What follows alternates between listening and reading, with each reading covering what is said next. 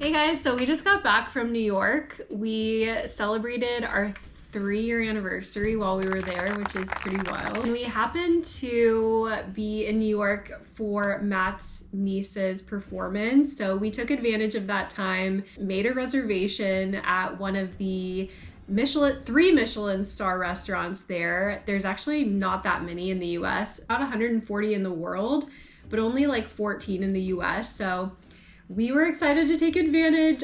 This was my first Michelin experience, Matt's second. Like overall, what did you think about the experience? I mean, I've wanted to go to Per Se for about probably 15 years. I went to college in Boston and learned about it there. Boston's also where I started getting into food, where I worked at a restaurant and started to see food like I've never seen before. I grew up on like processed Hamburger Helper and, things like that. Seeing what food could be like and getting really excited about it as, something to experience, but also just art more than just dinner. You know what I mean? So I've wanted to go to Per Se for a really long time. It's one of Chef Thomas Keller's restaurants. He also has the French Laundry in Napa in California, which also has 3 stars, among other restaurants like Bouchon, his bistro, and I know there's one in Miami that has, I think, 1 star. Per Se is kind of like crown jewel in New York kind of thing versus the crown jewel in Napa.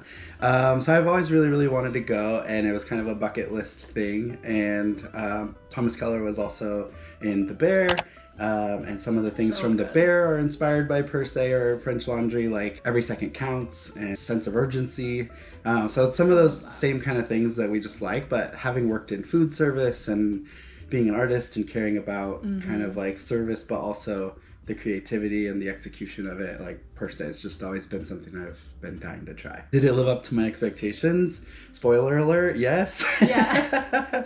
It was incredible. Just going through the blue doors and getting into your seat, and all of the tables overlook Central Park, and it's just like actually really inviting and not super stuffy, and good music, and just very inviting and welcoming. When I grew up, I always looked at like restaurants like this, like just so pinkies up, like I would never go. I was just like, that's just a place I would never like visit because I just don't have the funds or I just don't live in that area. It just never crossed my mind that would be a place that someone like me could go to. Yeah, same. I guess maybe that's probably pretty common, but when Matt had suggested like, hey, like what do you think about going to your first Michelin experience, I was like, I don't know, like, is it really worth it? Like, I don't know if that's a place for me. And it just blew my mind. Like Matt said, it wasn't stuffy or pretentious. I mean, it was like it's fancy, but it wasn't like how I expected. And like the server, he was just incredible. He made me feel so much more comfortable and relaxed because I was actually kind of starting to sweat when I walked in. I was like, everything's so beautiful. I don't want to mess anything up. Shout out Adrian. Yeah, Adrian, if you're watching, you were so good. But he just was amazing. He would like share stories with us when he would bring us meals, and Matt and him were like chatting about Matt's history working in a kitchen. And so it just really put me at ease, and I was able to like really enjoy it. It was worth it to me. I think it was worth it for us, but if someone else were to go do the same experience and not be interested in that, it's probably not worth it. You kind of have to want that type of experience and be open to it. It's a lot of food. It's a lot of food you've probably never had.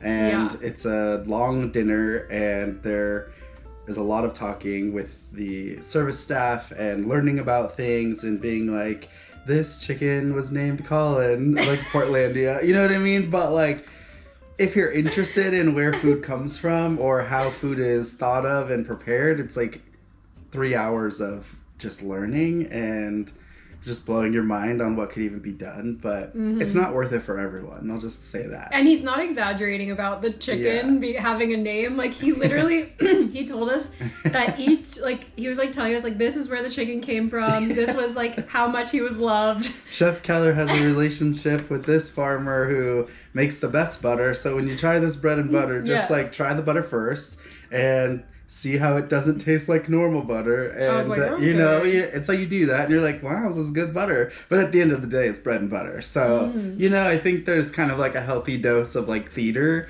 But also, like, it is really cool that you can try ingredients that you wouldn't be able to just pick up at the store or a farmer's market or something like that.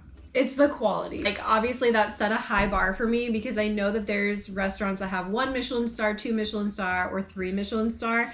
So I just went for like the 3 and the creme de la creme. Yeah, a really cool experience. If you're interested in food and restaurants and dining, definitely put it on your list to try even a 1-star restaurant or a Michelin recommended restaurant. Sometimes there's restaurants that don't even have stars, but Michelin will recommend them, and they're incredible as well. So at Per Se, there's 2 different menus that you can choose from. One being chef's vegetable tasting menu, and the other is just the chef's tasting menu. We chose the chef's tasting menu, not just the vegetables. I eat pescatarian, and so if I wanted to go and just like try the whole vegetarian tasting menu, I could still get that full Michelin experience without having to, you know, wonder. To be honest, I would for sure love to go back and do the vegetable tasting menu also. Me too. Just as an experience, but probably not anytime soon. It's pretty incredible. Like, how can you make like vegetables Michelin, you know? Yeah. I mean, we'll talk about some of it because we had a couple of veggie courses. Oh, we did. That's true. But maybe we jump in. So we thought it would be really fun to get these whiteboards. So I have a whiteboard here and Matt has one over here. And we thought it'd be really fun to go through the list of things that we tried and kind of give it our own personal, like 1, 2, or 3 Michelin stars to see how they line up. Everything was 10 out of 10. Yes. Like, everything was incredible, and I would eat every single thing on this menu again. So this is not a knock to Per Se at all, in my opinion. But it's more just about how did we like them against each other? What would we want to go back to first? Like, that's from my perspective. I just want to get that out there. Actually not on here. There was the amuse when we first got there. Oh, what was the amuse? It was the little cone with the salmon and the cream.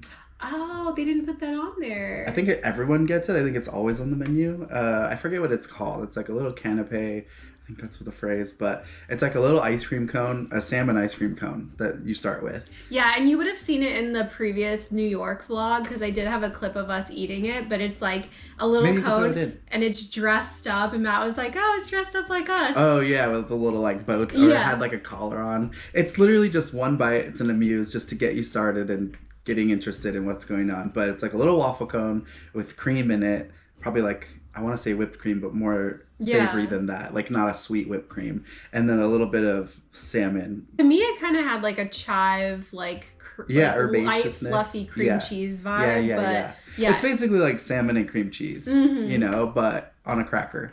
But that was such a nice way to start. That's so... The dumbed down version.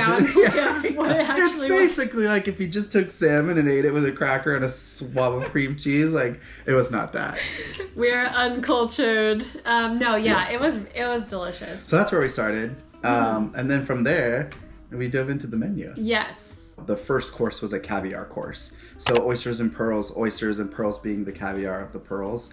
And then I actually chose the everything bagel blini on an everything bagel, but had sea urchin and pickled pearl onions and dill vinaigrette and golden reserve caviar. I think the upgrade was in the quality of the caviar, but and then oysters and pearls had a sabayon of pearl tapioca and Island Creek oysters from Massachusetts, the same ones we had at the restaurant I served at, and Regis Ova caviar. So I don't really know the difference in those caviars, but we actually did have separate dishes on this one. And this was my first time trying caviar.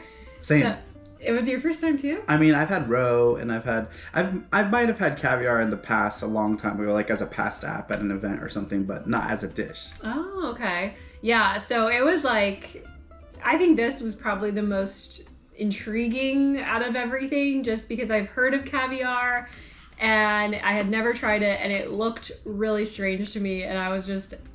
to be honest, I was a little nervous. I was like, oh, I might have to spit this out and they're gonna like kick me out of here. On the first course, can you imagine? Oh, I was just so nervous. I'm like, this is why I shouldn't be here. Yeah. 1, 2, 3. 3 stars. Yeah. I tasted her oysters and pearls, and it was Explanation point. incredible. This was really good. The caviar was amazing. I mean, it had, some onions and vinaigrette and a little bit of the sea urchin, which was really good. Good texture, all of that. But I think we just need to talk about oysters and pearls. Yeah, 3 stars. Bing, bing, bing.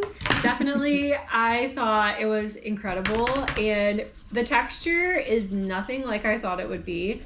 I've had roe, don't like the pop. When I tried caviar, I was really expecting something similar, and it was not like that at all. It was so buttery, light, very small, melt in your mouth. Melt in your mouth texture. Reminded me a lot of mashed potatoes and gravy. And it sounds weird. It sounds weird, but there was a point when I was tasting it and I thought I was kind of losing my mind, because I was like, this brings back this nostalgic feeling of just having a nice home cooked mashed potatoes and gravy. And it's strange because I don't actually eat gravy anymore. So chicken gravy or whatever. And there was none of that in this, but it reminded me, it took me back to that place. And when I had brought it up to the server, he was like, that is literally what Thomas Keller aims for. He wants you to have this nostalgic feeling, and that's what gets him really excited. So, and this is a dish that's always on the menu. It's one of Chef Keller's staple signature dishes. Yeah. So if you go, you'll likely have oysters and pearls, unless you choose the other option, but it will be an option for you. I loved it. I love the plating. I think the oysters are in there, and I think maybe some of that mashed potato thing is it's a very buttery, rich, super rich dish. Almost reminded me of a hollandaise in how buttery it is. Personally, did the caviar upgrade option because 1, it gave us something else to try, and 2, it was an upgrade in the quality of caviar, and I wanted to see if I could tell the difference, and my unrefined palate could not tell the difference. I would have had oysters and pearls again if I had the choice to. Yeah, it was really good. Yeah. I think we started off super strong with that. It was one of my favorites. I had thought it would be the worst one, and it ended up being one of my favorites, so definitely want to try caviar again in the future. Bing! Okay, so the next course is that bread and butter that we talked about, and also a Hawaiian Hearts of Peach Palm Baravois, which is French, and I'm not entirely sure what that means. Carrot, tuile, teat cilantro, and a blood orange vierge, which was this beautiful little tiny, tightly composed dish. I'm sure you just saw the video of it, but it had blood orange as a sauce in the pan, or in the plate, and the tuile is the little carrot decor on top. Yeah, it was really refreshing and crunchy, but also there were soft elements. I loved the blood orange. Anything with blood orange, I love. I was scooping it up with my spoon. Yeah, it was so good. I know Matt was finishing it at the end, but I loved this one. I think this is vegetarian. I think so. It might even be from the veggie tasting menu. The other menu too. So maybe it's the same, but this one was really nice, and it was great because we had just come out of the caviar dish, which was rich. Yeah. To something much more citrus forward, bright, fresh. It was a palate cleanser, really. Yeah. So it was just the acid kind of just gave you a break from so much richness that we just had. But yeah, and that came with the bread and butter. The semolina ciabatta with Hillary High's Animal Farm butter. Not sure that's entirely how you say her name, but Hillary High. Hillary High. But apparently Chef Keller has a relationship with Hillary and her farm, and this butter was really good. Thank you, Hillary. Hilarious. 1, 2, 3. Oh, we're almost the same. Yeah. So I went with the bavarois. I did 2 stars because it was really good and served its purpose, but it wasn't one of the most memorable things on the menu for me. I kind of actually forgot what it was until we started talking about it again. I know I enjoyed it in the moment, and I know it was the relief I needed from the caviar course, but that's kind of where I'm at. It was so good, but it was definitely more of a palate cleanser. It wasn't the star. It was great. And I just knew more was coming. You know? Yeah, it just got me more excited for other things.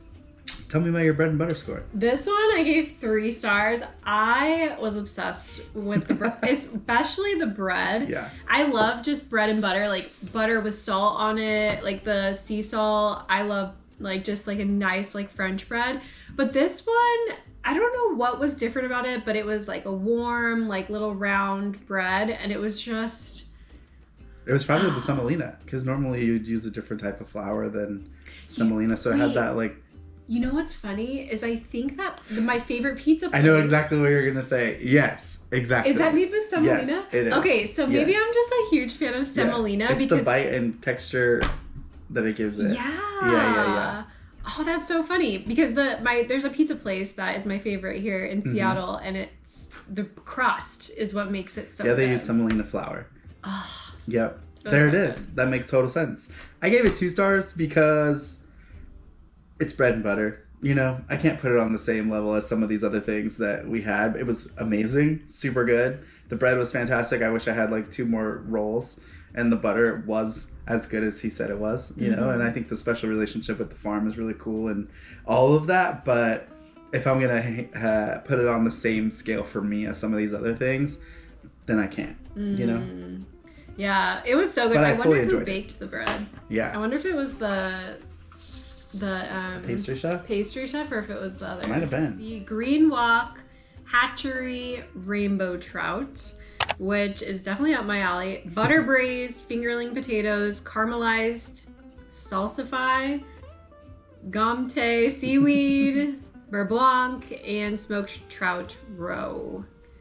And beurre blanc's in quotes, so it must have been a play on a beurre blanc. I don't know entirely. Oh. But what were you gonna say? I was like, I just shoved the roe off of it. This one was so good though. The trout itself was obviously cooked to perfection. Like, what else would you expect from this? But the skin was crispy just like the most beautiful crispiness I've ever seen in my whole life.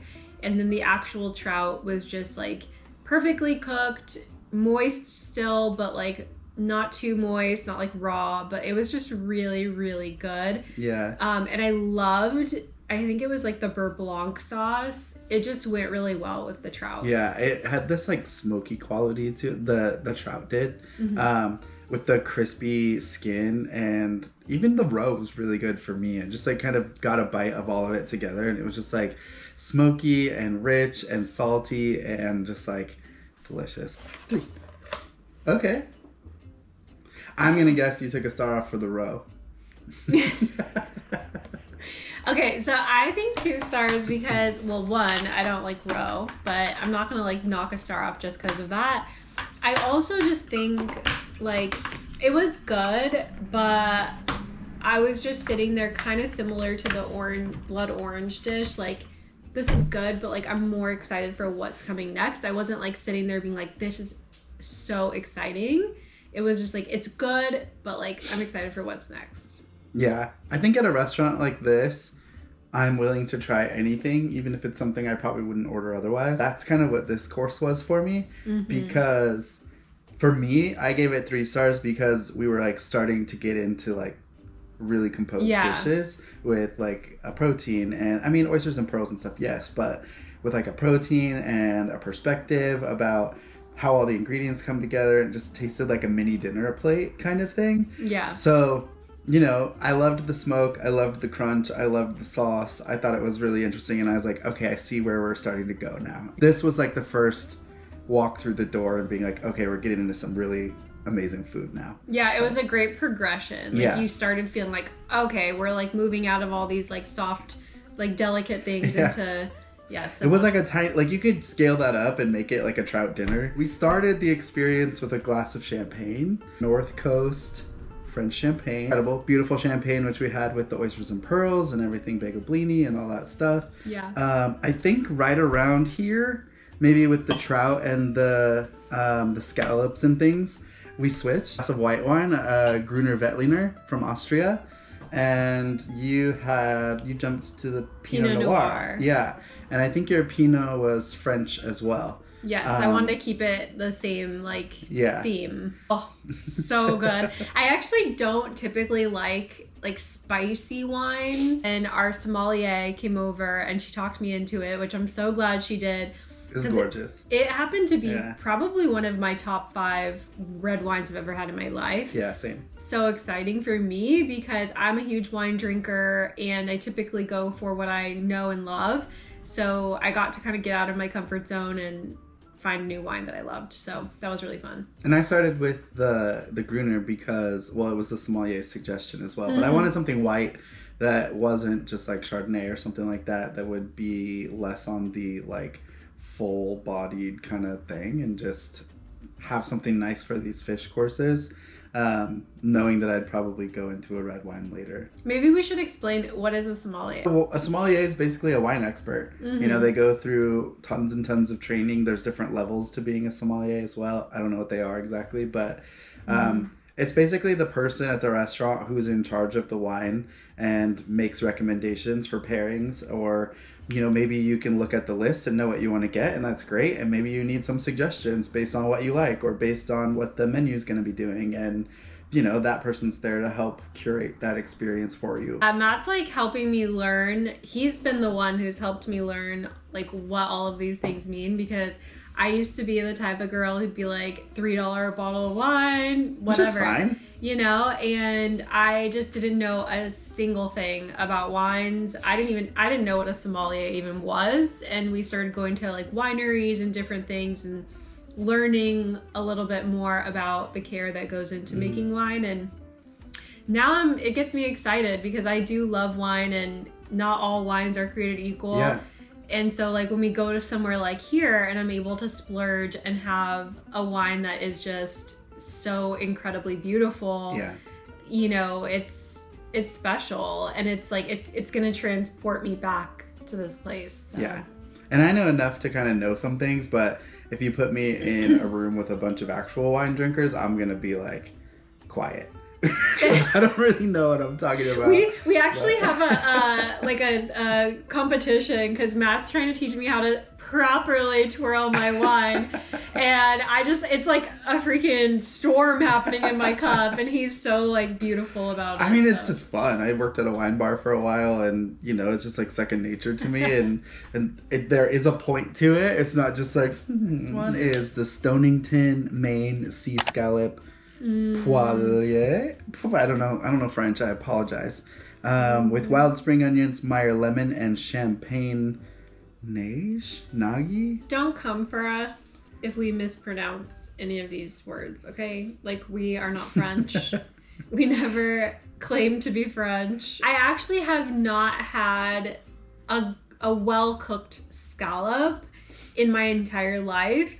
So going into this, I was actually pretty excited, because I was like, if anyone is going to do this right, it's going to be per se, and I want to know what that is like. This was perfection. It was like crispy on the outside, perfectly cooked, not raw, not overcooked, and the flavor, it was just buttery, so good. Yeah, and I just want you to be able to defend your rating.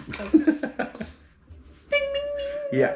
10 out of 10, 3 out of 3. Yeah, that was delicious. The scallop was perfectly cooked. It was like seared on the outside, but like consistent all the way through, glistening and gorgeous. That's one that I will definitely miss. About. Yeah. I got the Supreme of Wolf Ranch Quail with roasted sunchokes, Evercrisp apples, wilted nettles, and Calvados jus. Calvados is an apple brandy. So a jus made from that with the Evercrisp apples. It was like pretty interesting and exciting. And the upgrade option was for the pasta dish, which is a hand-cut tagliatelle with Parmigiano Reggiano and shaved black winter truffles from Périgord, from France. And I think I've had a shaved truffle here and there, like back in the day when I worked in the restaurant, just as like something to try, probably on like a pasta app or something like that. But I've never had a truffle dish, you know. And I love pasta anyways. This was your dish, but we kind of shared it. Never had a truffle like this where it's shaved tableside. It's like the creme de la creme of truffles. They had given us some history when they brought the dish, and just saying like, this is a very rare bunch of truffles that were sent over to us. I think they had said from France. Yeah, they ship it every day from France. So that felt incredible and so special, and I just felt so spoiled in that moment. But watching him shave the truffle, it was like watching Parmesan fall on your pasta. It was just so exciting. Yeah, you know when you go to the restaurant and they're like, "Hey, tell me when," and they're shaving Parm and you just let them go for like days. Oh, wow. Nice. That's what I was thinking of the whole time. I was being well, he brought out the little treasure chest and he opened it and it was like singing and gold coming out, you know, like I know the little box. It's like, oh. Yeah, it was exciting. I felt like he was presenting us with a gift that just I didn't understand. Yeah. But then he starts shaving, and you know when you're at the restaurant and they're doing it, you just let them go for days. Yeah. You're like, I want all that Parmesan on this pasta. He did that with this truffle. Yeah. Like he just did like the whole truffle. Yeah. And shaved and shaved and shaved and shaved and shaved, and then he was like, okay, here you go. And we're like, where's the pasta? Yeah. It was covered in truffles. Yeah, and at first I was like, "Ooh, you're like, that's aggressive. It's too much truffle. Like, am I going to be drowning in truffle?" But no. It starts to melt and decrease in size and gets folded into the pasta, and just like every single bite, it was just like magic. Let me talk about the quail. Clearly. No, the quail was amazing. It was so good, but it came at the same time as this pasta dish, so it was tough to compare. But I love the play on the apples. It was like a small composed dish with a little bit of quail and the apples, but also the Calvados juice. So it had this very bright appley vibe. Sunchokes are just delicious anyways. The little nettles in there. So it was just like a farm type dish. It tasted like really quality, beautiful little ingredients on this apple orchard, you know, with that's kind of the vibe I got, like a quail. The quail was like cooked perfectly, and the nettles, and just like, I don't know, it's just like a very herbaceous, appley little quail bite. It was really good. It was. So we'll go quail and pasta rating. Yeah, so Matt will try my dishes even if they're not the same as his. So he's able to give his insight into my dishes. I just didn't try like the quail and some of his. 1, 2, 3. Wow! Yeah. Extra credit. It was just like one of those very, very special dishes that you know you'll only have a handful of times in your life. Yes. And it was like the first time we've ever really had truffles like that. And I just love handmade pasta anyways. And it was just like literally all you needed was the pasta and the truffles. And that was like the whole dish. And it was just like so memorable and so special. Yeah, I agree. That definitely was one of the top dishes for me too. And obviously we splurged on that truffle, but it was worth it. It was worth it. Well, it's like, that's the whole point of this restaurant for me, is just like an experience that you know is not normal, that you're not going to have every day. And to try as much as you can and to appreciate the quality and the craft and, you know, the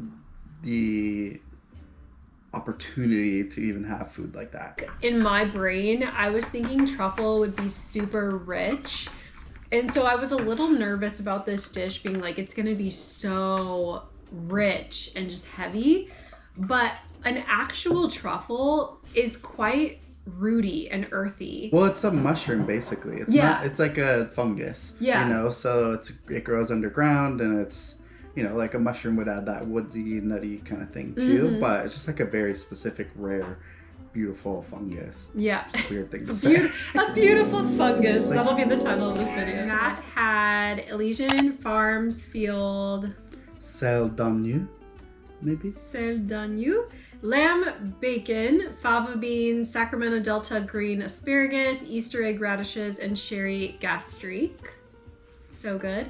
And then they actually made a slight adjustment for my dish on this one. It wasn't actually on the menu, but they made a butter poached Maine lobster with a rice, turnip, preserved peppers, and Von Von curry. So that was my dish. To give context, I'm not a huge lobster person. I know it's wild. Like everyone loves lobster, but I am not a huge fan of weird textures. So I'm kind of particular when I have lobster. This lobster, I'm not even joking, was the most perfect lobster I've ever had in my life. It was just cooked so beautifully. It wasn't too rubbery. And then the flavors, like all the curry flavors, it was just so interesting and exciting. And then it had like this rice that was like super creamy and just a nice, like substantial dish. This was definitely my most filling dish of the whole night. It kind of reminded me, because I tasted it, and the lobster was just like melt in your mouth, not chewy, like delicious. It kind of reminded me, and this is making it dumbed down quite a bit, but as like a risotto dish or something, you know, where it was like a lobster risotto, kind of the vibe, right? Rice. But yeah, but that's kind of what I got from it, and it was just like very special. I had the lamb bacon and accoutrement. So pretty. With the green beans and the sherry gastrique. It was delicious. The lamb, which is like a medallion, and it had herb and all that stuff. And it was just, you know, you could take a bite of anything, put it all together, and it was just like delicious. Really, really, really delicious. It was like art. I remember when they brought it and put it in front of Matt, gorgeous. I was like, wow. It was a showstopper in terms of like the appearance. Colors. Yeah, like the vibrant asparagus and the lamb and like the green throughout and stuff. It was just a very beautiful dish. Okay. Wow. Yeah. Great. I mean, that makes sense. This was definitely the main. Yeah, this was like the main course for sure. And it definitely felt like it got the main love. The main lobster? Yeah. It was a mimolette, pretzel, pomperdou, cornichons, garden, chervil, and white apron lager, agredu. Yeah. Erdu? Agredu? Erdu? It's French. Yeah, erdu. Please don't come for me. I know, I feel like the disclaimer has been reinforced, but... I'm like, we just gotta tell you, please. I really wish I could just pronounce all of it, but mimolette is a really interesting cheese. I love it. It's a very bright orange cheese, but it comes in a ball, and it has like a hard crust on it, like a hard rind, and there's actually mites that live in the cheese. Like It's like microscopic bacteria that make this cheese what it is. So it's kind of gross because it's kind of alive if you think about it, but which she doesn't love, but we've eaten it and it's really good. Mimolette also makes really bomb mac and cheese, just saying. But yeah, so this was kind of that. It was like, you know, this is gonna sound terrible, but it was like a fancy Cheese Whiz vibe. Yeah. Actually, I totally get that. Or it was like you get a little like soft baked pretzel kind of thing, and like some dollops of this really orangey concentrated cheese flavor, where it was like the fanciest easy cheese you've ever had. It's funny that he says that, because there were many moments throughout this whole night where it felt like nostalgic. Yeah. And Which again, I think is on purpose. I think it is on purpose. It's like, how can we make this like fancy dish kind of transport you back like to... you're eating pretzels and cheese. Yeah. You know what I mean? Like you have like those little pretzel crisps, the thin ones, and you have easy cheese, and you're just like eating them with some pickles, like cornichons or pickles.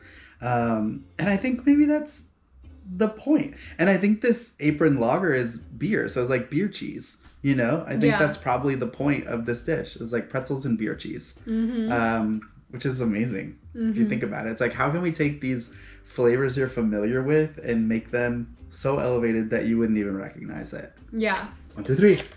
1 star. Wow, it's your least favorite. 3 stars. I thought it was great. It was like super enjoyable for me. Okay, talk to me about this. Why was it only 1? I just think, well, first of all, it really grossed me out when you told me that it's mites. Second of all, it was good, but it didn't really have much flavor. I just felt like it was like, the texture was great. It was like cheesy and gooey, but like it felt like it was really just a supporting actor. Like it was just really bridging the gap between the lobster and the dessert. Yeah.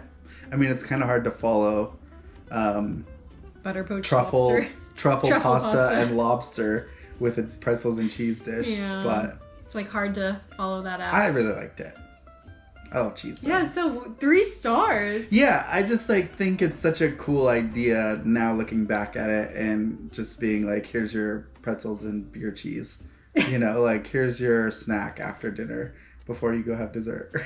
I also love mimolette, and it's also nostalgic for me, not to childhood, but to living in Boston and working doubles and having a cheese board for dessert and having mimolette and honey and, you know, some other things on there. So that's so cool. So it really transported you to some other times too. I love that. This is like the most dessert I've ever had in my entire life in one sitting. The dessert course was literally like its own experience. Yeah. Here's all the options. Mix and match. Taste these colors. You know, like... Yeah. Choose your own adventure. Yeah. So, okay, you've seen Beauty and the Beast, right? Like, you know, when they have like the table setting and like all of the desserts and food come on the table for Beauty and the Beast. That is how I felt. Like, I felt like all of a sudden they took our cheese board and then filled our entire table full of random desserts. And it was so indulgent. And it was just like, they gave us kind of suggestions on where to start because, you know, some won't keep as long as others. And we also forgot to mention we changed wine, or I did at some point. You did. Merlot blend from France as well. One of the best glasses of wine I've ever had in my life. Dessert course, I went to this cocktail called Remember the Maine, which was the Michelin Sherry Oak Cask, 12-year with cherry hearing and chartreuse, which was just like a really beautiful after-dinner drink. I love scotch in general, but I don't really normally get scotch cocktails because I'd rather just have the expression of the scotch itself. Yeah. But, you know, I wanted to have one of Per Se's cocktails to see what they're doing over there. And, you know, it was just really delicious. It was like, I tried to drink it as slow as possible, if that says anything, because I can drink cocktails pretty quickly. Yeah, you can. And I was just savoring the things going on with the chartreuse being like, you know, herbaceous and kind of bitter, but the Macallan being kind of sweet and smoky, and, you know, it was just like a really, really beautiful drink. I tried a sip of his cocktail. I personally think we've had better, like, I can't speak for Matt, but like I've sipped on better cocktails that Matt has ordered. I think for me it was more about the ingredients and like the mixture of chartreuse and cherry with the scotch, which kind of brought out some of that sherry note and things. But I agree, I would prefer to order other cocktails that we've had over this one. But in terms of like trying a unique scotch cocktail, I thought it was delicious. Yeah, it was unique. I just want to say, like, I do think, you know, I'd say A tier, not S tier. Wait, what's S tier? Like, it's like S is superior and then A, B, C, D. Yeah. It was cool to try. I'm glad Matt ordered a cocktail because we were just sipping on wine, and so we would have never known. Yeah. And then, the dessert courses. So now we're back to desserts again. My favorite one. And so what was there? There was the hummingbird cake, which was from Pearson Farm pecans, golden pineapple, and cream cheese buttercream. Really beautiful, like, tea cake. Yogurt sorbet with phyllo crisp, California pistachios, and honey jam. There was mousse à trois chocolat, which was cocoa nib dentelle and dark chocolate crémeux.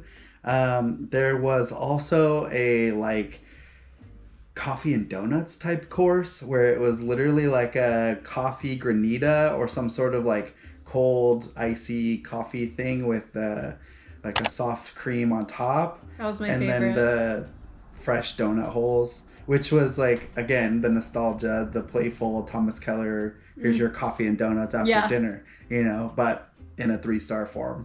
What else was there? There was like little truffles. There was a creme brulee macaron.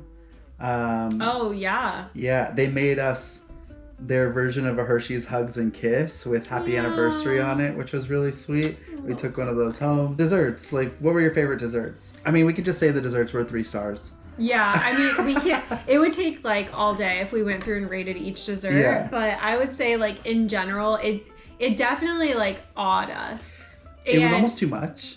It was, like, you're already pretty full, and so you get to the end and you're like, oh, a nice little dessert will finish this off nicely, and then they just rolled out the bring you entire all cart. the desserts. Yeah. And I'm not complaining. It was really exciting, but like you have donuts and things that are filling, so it was just Yeah, I think I had 2 of the donut holes. I felt really bad leaving them there, but I just couldn't eat a bunch of donuts at that point. We were rolling out of there, and it was so exciting, but we were stuffed. And there have been reviews that I've looked at for Per Se saying like there wasn't enough food, and in my perspective, I'm like, I don't know what you ordered, because I was literally about to sorry, this is not that classy, but I was about to vomit at the end. Matt was like, you are here, you gotta at least have a bite of each of these. Try it, just one bite. Yeah, so you just gotta know what it is. But yeah, my favorite definitely was the coffee that was really, ice really cream. good. It was like a fluffy, almost like whipped cream topping, but it was like cold. Like cold foam almost. Like I tried a little bit of the donut. I was just too full, like I said. But it was like a coffee sugar, like dipped donut hole kind of thing. It was a just whole good. pack of them. And then, but wait, there's more. That was the theme of the night. It was like, but wait, there's more. Then they come around with this case of handmade chocolate truffles of like 7 or 8 different flavors. And they're like, we'd like to offer you 1 or 2 of these. They go through every flavor and tell you. And I was like, oh my gosh, I want to try 1 of each, but you know, like 1, I can't eat all that, and 2, I think it's probably like we're supposed to order 1, maybe 2 each. He gave us 4, 2 for each of us, and at that point Kai kind of tapped out, and I was like, what? But I had like 4 truffles at that point. Like diabetes in one sitting. But again, I was like, I just want to try as many things here as I can, because it's probably not going to be soon that I go back, if ever. And I'm like, whatever you're willing to offer me, I'm gonna try. You know, so those were incredible. What was your favorite dessert then?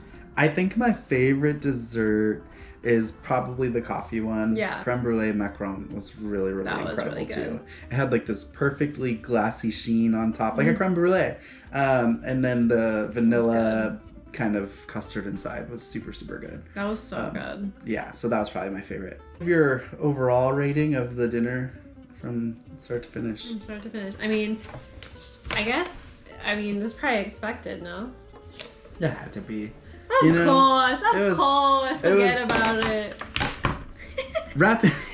Oh, and then at the end, you know, from there, we're just kind of gushing about the dinner and everything. And then Adrian is his name? Is that right? Yeah, he's like, would you like to see the kitchen? That was so cool. And they invited us into the kitchen and gave us a tour of, they're like, I mean, you could play the video. I think you probably will. Yeah, so this was in the last New York vlog that I posted. A little like clip of us walking through the kitchen. It is literally like the most immaculate, clean, gorgeous, high-end kitchen you've ever seen in your life, where all of the notes are taped with perfect right angles. They use scissors to cut everything. There's the famous clock with sense of urgency under it. I know. There's the feeds to the French Laundry in Napa, and also their 1-star restaurant, I don't remember the name, in Miami. So all like the people are on the same page in each restaurant. It's like incredible. They waved at us. Yeah, they waved at us. You saw them making the little salmon cones in one area. You got to meet the pastry chef that you love. She was amazing. The pastry chef, she's so sweet. I loved her. And like just going into the cellar and seeing all the bottles and seeing the cases of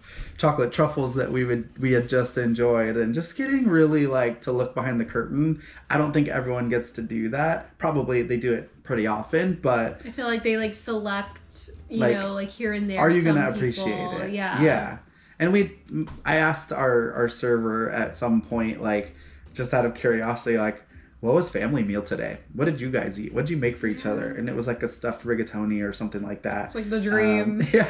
But I think that kind of let him know, like, oh, he kind of knows restaurants a little bit and would probably get a kick out of seeing the kitchen and the back of house kind of stuff.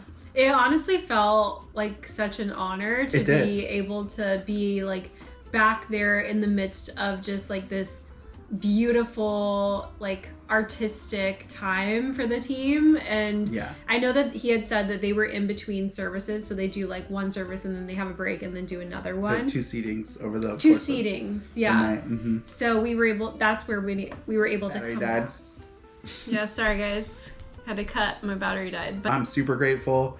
It was, me too. Thank you per se. technically speaking, the best dinner I've ever had in my life. Everything was executed perfectly and beautifully, and just like from a technical perspective of cooking, it is the best cooking I've ever had.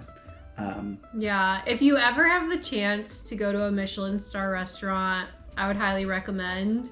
I think just to say you did and to be able to see what that type of restaurant is about. Yeah, I think if you're like looking to treat yourself or just find inspiration, I think that would be just such a great experience to plan out. I know it's not like the most affordable thing for everyone, and it's definitely a splurge, but after having done it, I'm like so excited to... Yeah. It's a life experience. Yeah. It's not something you're going to do every day unless you can. And then at that point, I hope you still appreciate it and enjoy it the same way. But it's art.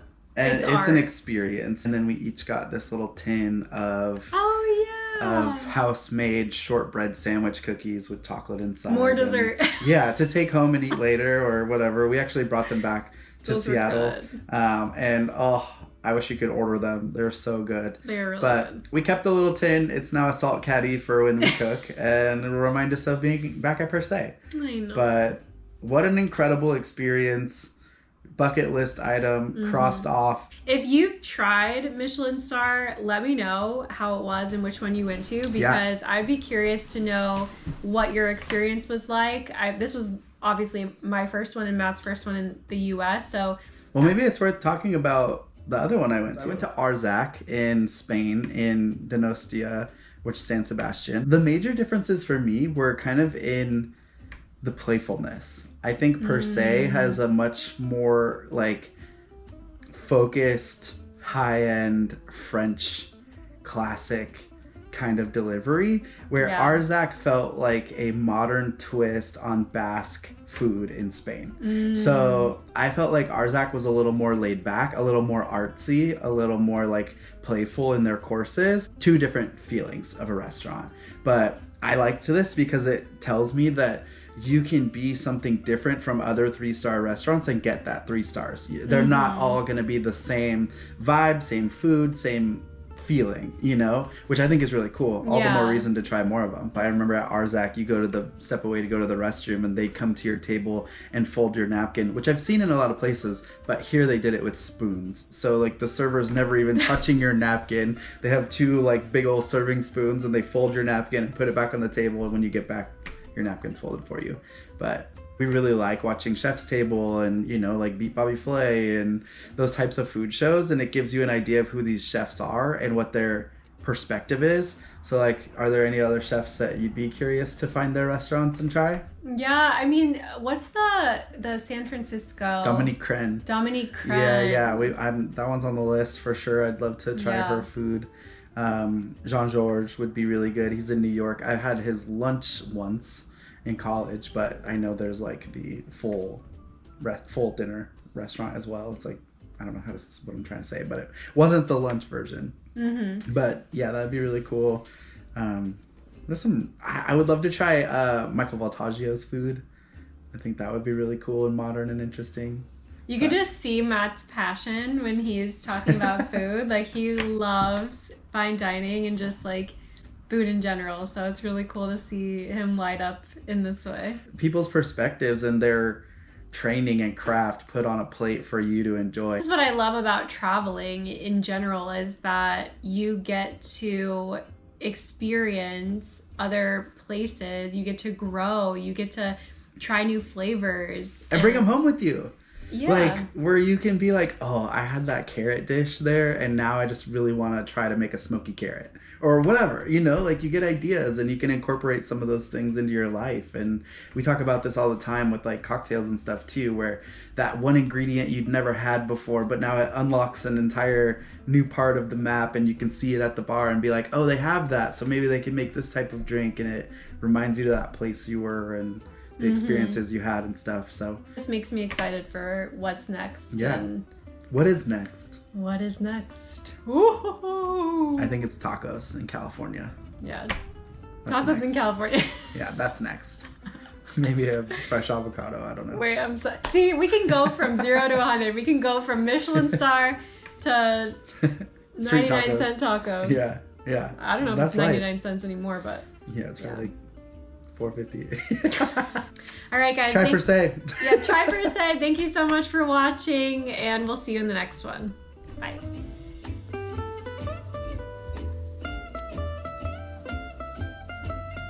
Hello. Bavarois, French. Bavarois. Bavarois. Bavarois. Bavarois, Bavarois. French. Bavarois. Hawaiian Hearts of Peach Palm Bavarois. Bavarois, French. Yeah, so the next course that we had was the bread and butter course, which we can talk about, but also the Hawaiian Hearts of Peach Palm Bavarois. Bavarois. Should we pause really quick? Because it's 1 and your sister texted you. And I just want to be able to make sure you're good. Oh. What are you doing? I'm making content. Sell. Sell. English. Sell. Sell. Here are more videos on how to pronounce more confusing words and names too many mispronounced like this. Wait, why English and also the regular Here we pronunciation? go. 2010. Donc là, on est en Argentine. C'est le 2e vin de Caro.